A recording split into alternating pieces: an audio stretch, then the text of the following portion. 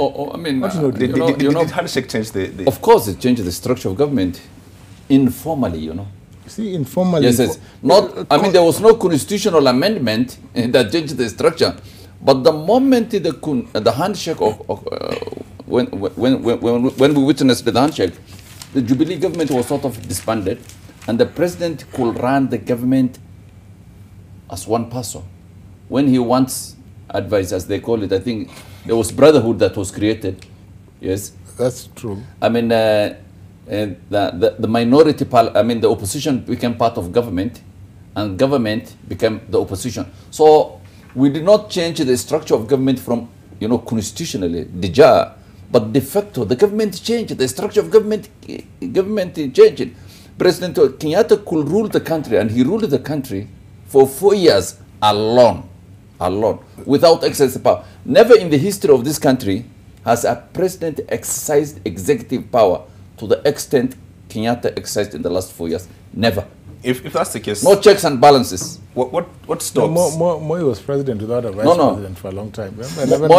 Moi had one of the strongest checks and balances in parliament and even within his government. You can't compare the powers Kenyatta exercised the last 4 years to any president, not his father, not Moi, not Kibaki. Ahmednasir, you're forgetting that during Moi's time we had unicameralism, one parliament, which was KANU.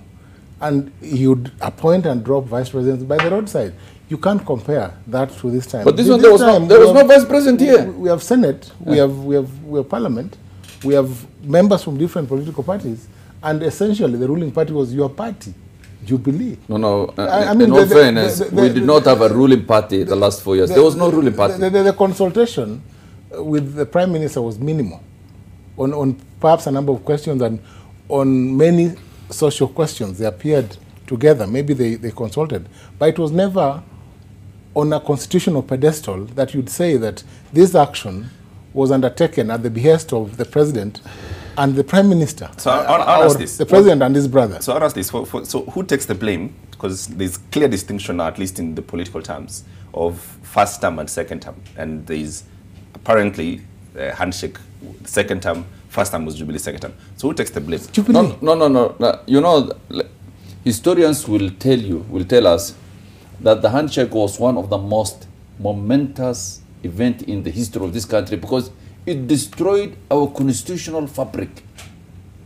It destroyed institutions. It destroyed parliament.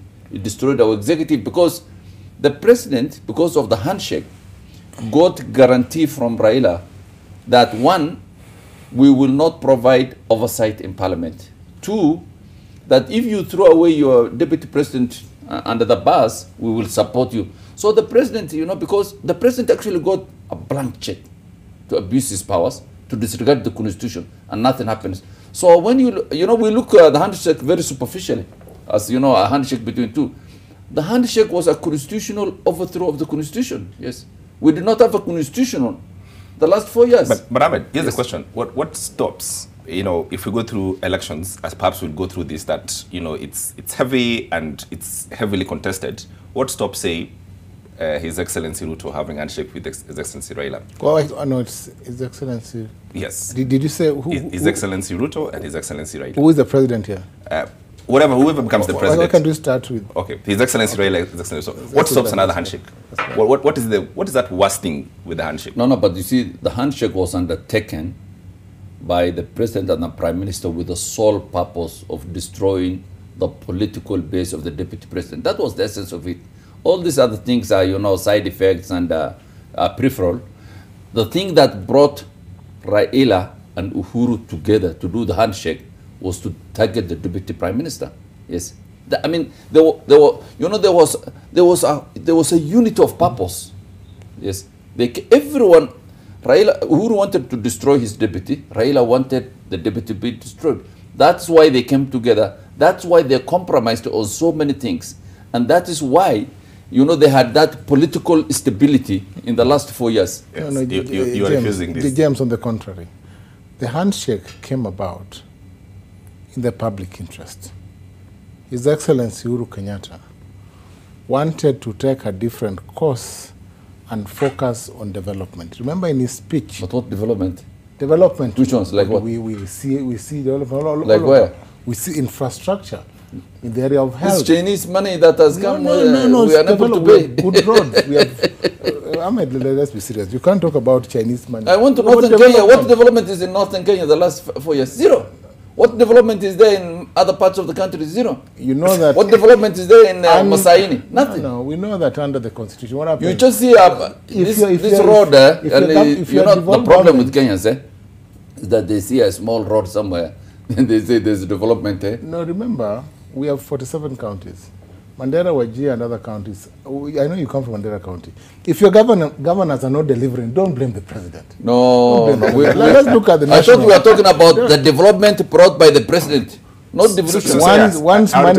Once money appropriated under Article 2 or 3, you know it goes to counties in different forms. And if governors do not undertake development, they spend it in the current. Definitely no development. We were talking about development. You say the handshake was about development. Let me tell you about development. Yes. How many houses have we developed since the handshake happened? 0.2% of the projected very houses. many housing units, infrastructure. Gentlemen. I mean, you can't just trash the handshake. Gentlemen. Change the face of this country, James. Yes. And I think there's a reality we must live up to. Okay. I want to discuss this question of coalition when I come back, and coalitions. And one of your senior members, the senior council members in this club who signed a document that he has no clue the contents of it, will try and